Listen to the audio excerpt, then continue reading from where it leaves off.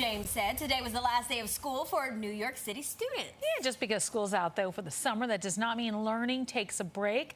Dr. Rebecca Mannis is a learning specialist and founder of Ivy Prep, and she's joining us with tips to prevent what we call a summer brain drain, specifically when it comes to STEM. So thanks for being with us. Good afternoon. A lot of us could learn from this. So for people who may not know, a STEM is science, technology, engineering, and math. Why is it so important for parents to incorporate these activities during the summertime? You know, we need to know the rudiments, and our kids have spent so many months filling out those worksheets, memorizing those math facts.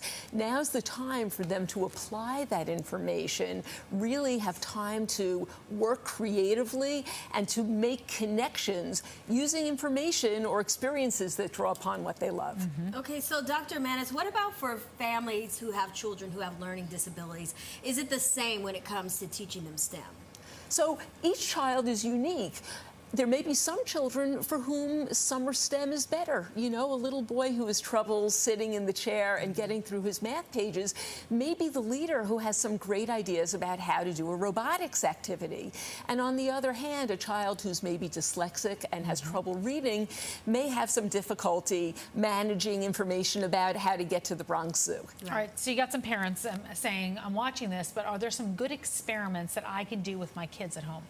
There certainly are. You know, we live in the most exciting, diverse city around, whether it's our kitchen or walking down the street and looking at skyscrapers being built. STEM is all around us. So I always suggest going for what your child loves. If your child loves tinkering in the kitchen, that's a great time to make a double batch of cookies and practice proportions. Nice. So what are some ways that parents can actually foster that creativity for the kids, especially during the summer? One of the best ways is to build upon what you love and what your child loves.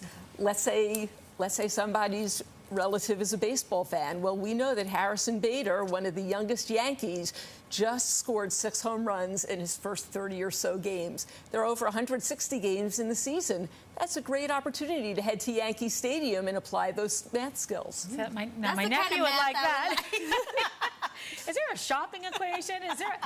So if all about the discounts. Yes. I love it. There's an answer for everything. If you have a young child, though, that doesn't necessarily have an interest in STEM, how could you spark their interest? We always want to start with what your child loves.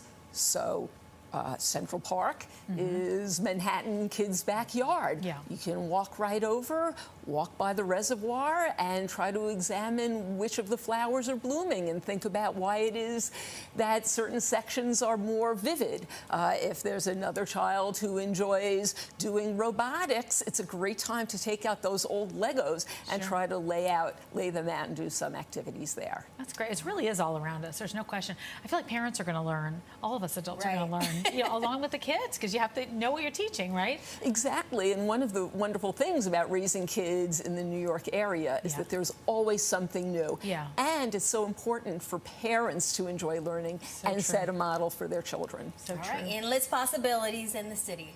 Well, Dr. Mannis, thank you so much for joining us. Thank you. All right, and Ivy Prep offers services to help children of all levels fine-tune their skills. If you would like more information, visit them online at ivyprep.com. All right.